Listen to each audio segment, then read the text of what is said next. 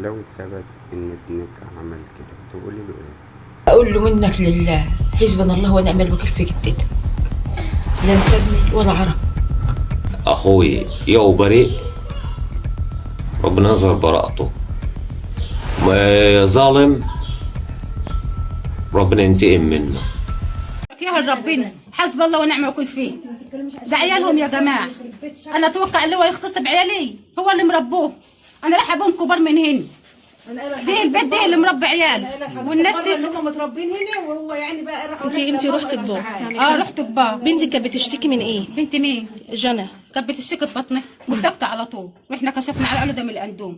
الدكتور ما رضاش يقول لنا، اما عرفنا الخبر رحنا بلغنا على طول. طب ازاي الدكتور ما قالكيش في وقتها؟ ما رضاش يصدمني عشان ده بيقول لي في سنه كام، قلت له في ثالثه اعدادي.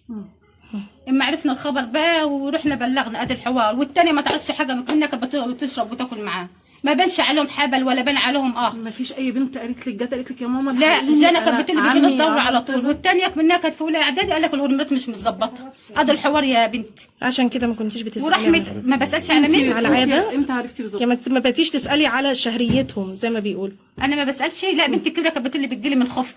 اه. والتانيه كشفت عليها قالوا لي ده الهرمونات لسه منها في اولى اعدادي. ادي